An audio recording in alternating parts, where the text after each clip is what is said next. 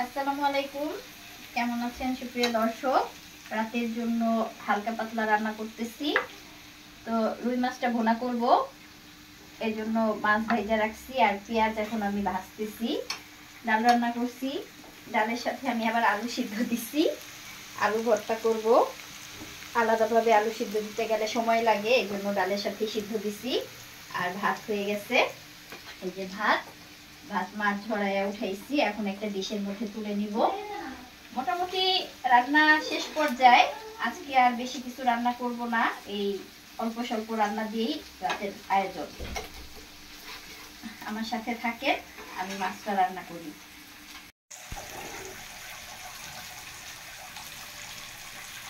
এই যে ডাল থেকে আমি আলুগুলা উঠাই নিচ্ছি, আর আলু ভর্তার জন্য এখন আমি শুকনা মরিচগুলা ভাইজে নিতেছি। সরিষার তেল দিয়ে ভর্তা করব, এই জন্য আর এখানে তেল দিলাম না।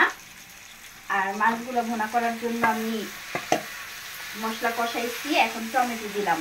এটা শুকনা শুকনা হবে, ঝোল হবে না, এই জন্য বেশি পানি দিলাম না।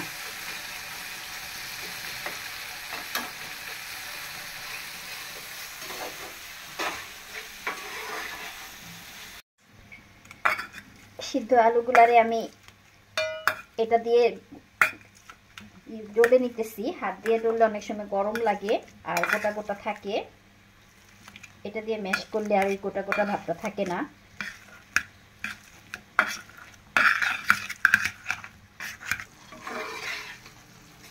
মশলা কষানো হয়ে গেছে, এখন মাছগুলো দিয়ে দিই। আর একটু পরে ধনিয়া পাতা দিব। মাছ হয়ে গেছে, এখন আমি ধনিয়া পাতা দিয়ে দিতেছি। আর এখানে এখন আলুটা ভর্তা করি। আলু ভর্তার জন্য আমি সরিষার তেল দিব। তো লবণ আর তেল দিয়ে আগে পেঁয়াজ মরিচটা মাখাই নেই। বেশি করে মরিচ দিচ্ছি, খাইতে পারবা?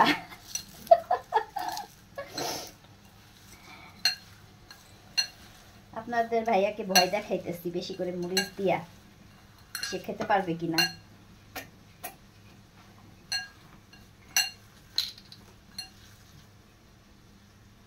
সরিষার তেলের ভর্তা।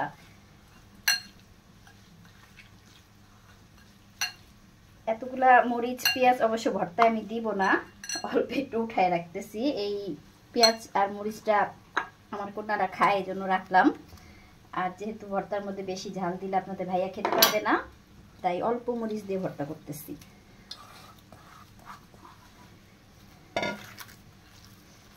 অনেক সুন্দর একটা স্মেল আসছে সরিষার তেলের আর ভাজা শুকনো মরিচের।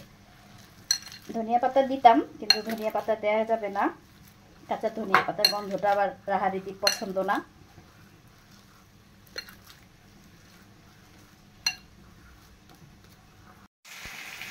মাছ ভুনা করা শেষ, খুব বেশি ঝোল না, হালকা হালকা ঝোল। তো এখন আমি একটা ডিশের মধ্যে তুলে নিতেছি। তো আজকে আমার খুবই সামান্য রান্না বান্না ছিল। অবশ্য ভর্তা আছে, কালিজিরা ভর্তা, তারপরে চিংড়ি মাছের ভর্তা, ফুলকপি ভাজি, লাল শাক, এই জন্য আর বেশি কিছু রান্না করলাম না। তো আজকে রাতে রান্না ছিল ডাল, আলু ভর্তা আর হচ্ছে এই রুই মাছ ভুনা। তো কেমন লাগলো ভিউয়ার্স, অবশ্যই কমেন্ট করে জানাবেন। আর যদি ভালো লাগে লাইক কমেন্ট এবং শেয়ার করবেন। আজ এখানেই বিদায় নিতেছি, সবাই ভালো থাকবেন, আল্লাহ হাফেজ।